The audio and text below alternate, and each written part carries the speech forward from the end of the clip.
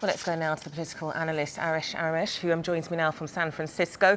Let's start looking at the Democratic Party. Now, Hillary did start strong, but it seems like Bernie Sanders is starting to catch up with her tonight. Well, he is winning some states, but he's way far from actually having enough delegates to be able to win the presidential nomination for the Democratic Party.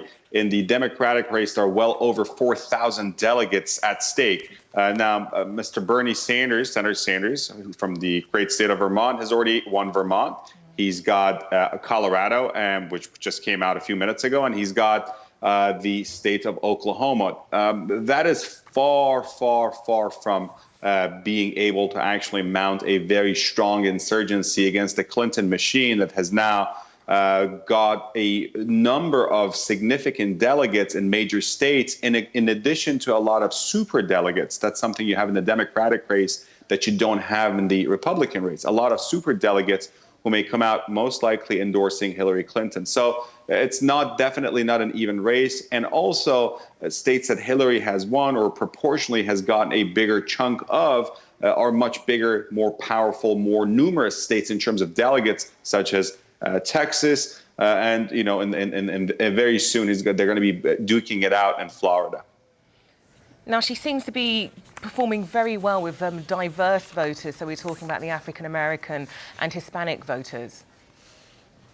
Yeah, the Hillary Clinton camp, and it goes back to President Clinton from 93 to 2001 when he was president, and in 92 when he ran as a young governor of Arkansas trying to get the Democratic nomination. They've always had a very good relationship with minority voters, especially with African Americans. President Clinton was dubbed the first black president, or America's first black president. But in 2008, back then Senator Barack Obama managed to win the nomination by creating a new coalition, taking away some of those minority voters away from Hillary Clinton, and also bringing out a lot of new voters, young voters. And what an insurgency. I mean, what a sight to see. That was something probably only Barack Obama could do, and he did it in 2008. But again, historically, especially in southern states, in states like Alabama, Mississippi, Missouri,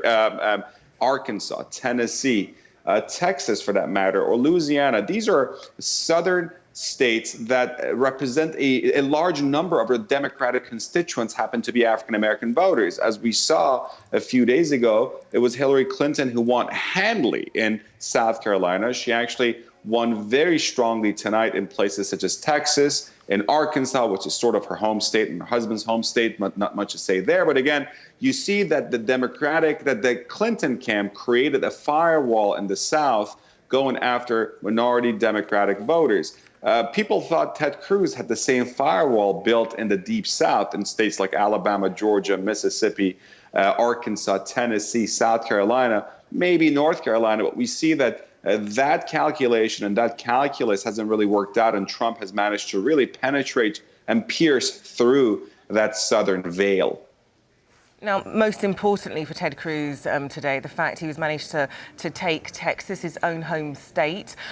What does this mean for him? He was also able to take Oklahoma as well. So what does this mean? Is he still in the race? Definitely is. He won Texas, a big state, very important. It's very important for the Republican nomination. Also, keep in mind, once you hit the 20% threshold, after that, delegates are going to be proportionally distributed. So it's not a winner-take-all situation. But again, he had to win Texas. You can't lose your own state to an outside, New Yorker who just became a Republican, and all of a sudden, and then claim that you still have a shot at winning the Republican nomination. So he had to win Texas. He did so formidably. Oklahoma, again, it's an important win. It's important for him to show that he won another state in addition to his own home state. But let's not forget that Oklahoma Texas is next door. It's Texas's neighbor. So again, Cruz managed to win some. It was a big night for Trump, though. Trump came out very strong, won a number of states, surprised a lot of us. So a few months ago, people would have thought that Donald Trump, a victory in the Deep South with the religious voters, with the evangelical voters, with social conservatives, a New York businessman coming down to the Deep South, winning these votes would have been impossible, but he managed to win. And again, I think the hardest position right now is Marco Rubio's. He has to justify why he's staying in the race. If you noticed, a lot of the polls in many states, if you added up Rubio and Ted Cruz's votes, they would have at least come close or probably beat Trump by a few percentage points. So Rubio, who just won the Minnesota caucuses, his first victory so far in this race, has to justify his presence. But again, I don't think it's likely that he would drop out until the Florida primary, that's his own home state, a few days later. Okay, and Arash, really quickly, do you think it's going to be a Hillary-Trump in November? It looks more and more like it. And yes, it looks more and more like it. Former senator from state of New York and state of state Hillary Clinton versus Donald Trump. So most political pundits and observers and people with years and years of experience in this business could have never predicted a Trump candidacy. But again, he's brought out people to vote for him who had never voted before, who had never been politically active and participated in politics. And we see the results of that today, whether it's good or bad, to bring a lot of people from the woodworks to actually vote based on some rash decision or really harsh rhetoric or, populist rash rhetoric. And now we see the outcome of that. So it looks more and more like it, that unless something dramatic happens and unless the Republican establishment can actually really mount an insurgency, establishment mounting an insurgency, that's an oxymoron. Trump looks more and more like the GOP, inevitable GOP nominee come August in the Republican convention.